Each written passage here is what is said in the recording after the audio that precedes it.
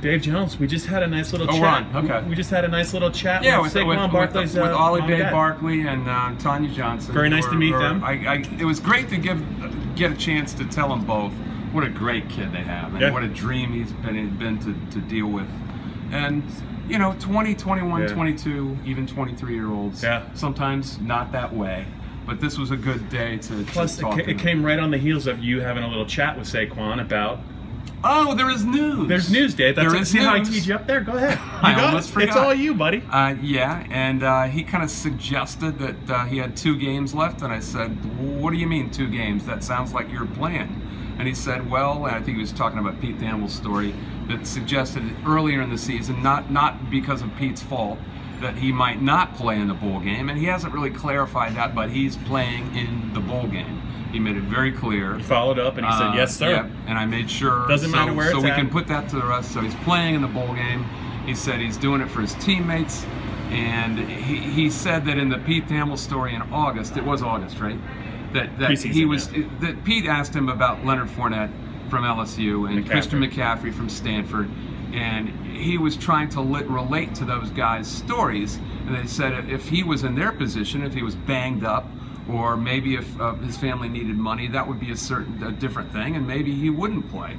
He was only saying that hypothetically, trying to put himself in their places. But he said he's in a completely different place than they are. He said he feels very healthy, and frankly, he probably, what do you think? Could he improve his standing with a big bowl game in the NFL's eyes, or is that all water under the Certainly bridge? couldn't hurt, but what I would say is if he goes to the Combine, that's probably where he has a chance to even do something better when he tests physically off the charts. Yeah, so that's very interesting. In a big bowl game against a primo opponent, sure, you get to shine, and maybe he can. As for this thing, 56. It was 50. It felt like it was 56-9 or something when I left, and then it was 56-44. So Dave, I went down and talked to Mike Riley. I was doing some math. I checked twice. I got to check with Chris Peterson, but I believe this is the most points at home Penn State's ever allowed in any game. No kidding. The only game that comes close by my check was in 1896. They gave up more to the Carlisle Indians. But in the media guide, it says the game was at Harrisburg. Yeah, but that was a great offense. That Carlisle team, pre-Thorpe,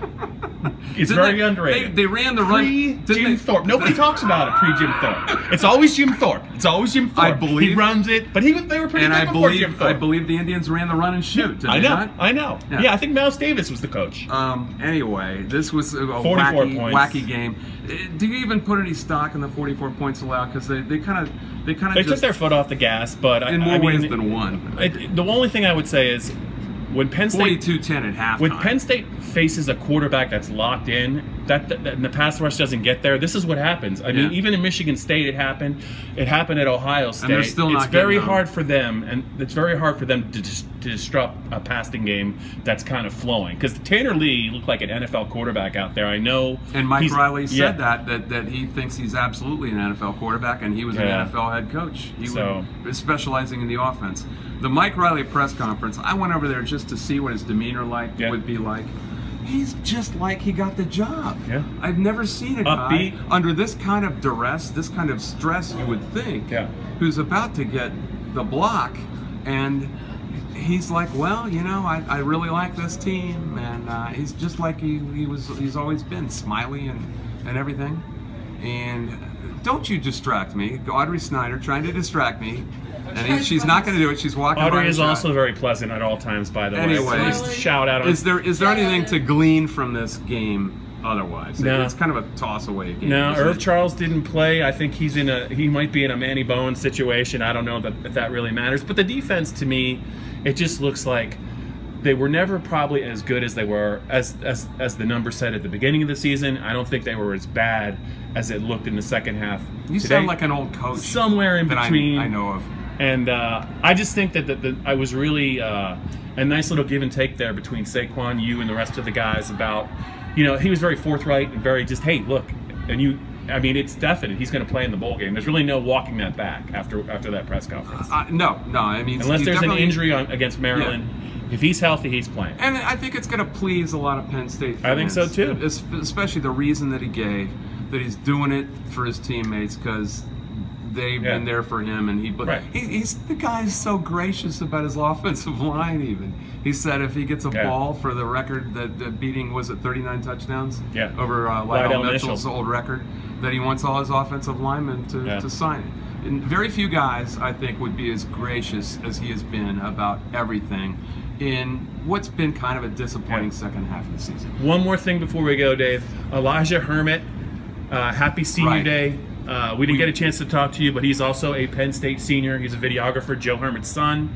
His last home game, I think, as our videographer. We just wanted to say thanks for everything. He's done a tremendous job. Thanks for everything. And he's acted like a reporter who's had training, and he hasn't really. He's just going on instinct, and he's always there when we need him and does a great job. So Elijah, happy graduation in June. We're going to miss you.